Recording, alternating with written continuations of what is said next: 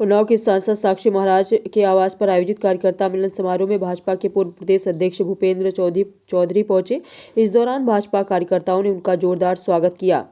कार्यकर्ता मिलन समारोह को संबोधित करते हुए भाजपा के पूर्व प्रदेश अध्यक्ष भूपेंद्र चौधरी ने कहा कि प्रधानमंत्री नरेंद्र मोदी और मुख्यमंत्री योगी आदित्यनाथ के नेतृत्व में देश और प्रदेश विकास की नई यात्रा पर आगे बढ़ रहा है, जिसका लाभ आम जनता को मिल रहा है। भूपेंद्र चौधरी ने वर्ष 2027 को लेकर कहा कि भारतीय जनता पार्टी सबका साथ, सबका विकास, सबका विश्वास के मूल मंत्र पर काम करती है और सामाजिक समरसता को लेकर आगे बढ़ रही है।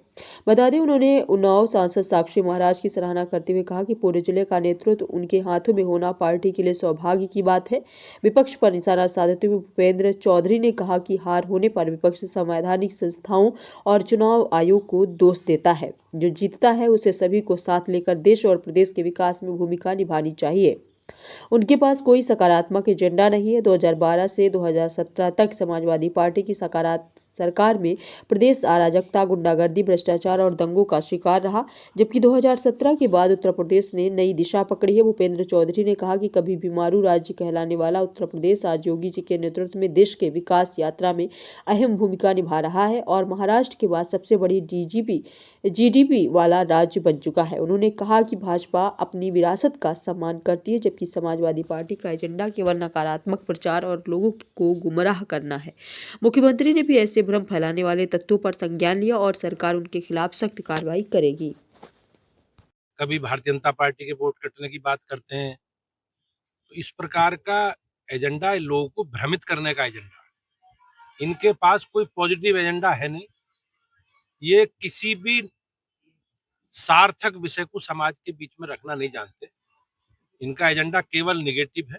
समाज को दुष्प्रचार करके किस प्रकार से भ्रमित किया जाए, ये इनका एजेंडा है। लेकिन इनके नकारात्मक विषयों को प्रदेश की जनता जानती है और इस प्रकार की बात करने वालों का, विषय रखने वालों का उत्तर प्रदेश की राजनीति में कोई स्थान बचा नहीं। वो कह रहे हैं महंगाई और बेरोजगारी से हट करके लोगों को, जनता को भड़का रही है। समाजवादी पार्टी की सरकारों के समय आप 2012 से 17 तक किस प्रकार की अराजकता, गुंडागर्दी, बेईमानी, भ्रष्टाचार ये होता था और पूरा प्रदेश दंगाइयों के हवाले था और सरकारें दंगाइयों के साथ खड़ी रहती थी। आप 2017 से आज हम लोग 2025-26 में आ गए। एक बदलता हुआ उत्तर प्रदेश और महाराष्ट्र के बाद सबसे अधिक बड़ी जीडीपी वाला प्रदेश, जो पहले प्रदेश को कहा जाता था कि बीमारू राज्य है, उत्तर प्रदेश देश की विकास यात्रा में बाधक है। आज उत्तर प्रदेश देश की विकास यात्रा का योगी जी के नेतृत्व में नेतृत्व कर रहा है। मुंबई में सबका साथ, सबका विकास, सबका विश्वास की बात करती है। हम सामाजिक समरसता की बात करते हैं। सबको साथ लेकर चलने का संकल्प माननीय प्रधानमंत्री जी का है और इस जिले का नेतृत्व हमारे लिए सौभाग्य की बात है कि साक्षी जी महाराज कर रहे हैं। तो निश्चित रूप से जो हमारा एजेंडा है, हमारे एजेंडे को हम सब लोग पूरा कर रहे हैं। हम लोग जनादेश का सम्मान करते हैं। हम चुनाव जीते या हारे, हम लोग राजनीतिक दल के नाते, कार्यकर्ता आधारित कार्यकर्ता संगठन के नाते हम लोग अपने विषयों की समीक्षा करते हैं। हम लोग अगर कहीं परिणाम हमारी अपेक्षा के अनुसार नहीं आए, तो हमने अपने साथ कार्यकर्ताओं के बैठ के उसकी समीक्षा की है।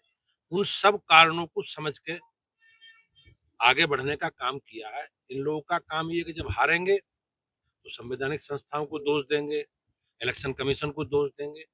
लोकतंत्र में जनादेश का सम्मान करना चाहिए और जो जीता है उन सब लोगों को अपनी सार्थक भूमिका इस प्रदेश के, देश के विकास में लगानी चाहिए। आज महाराज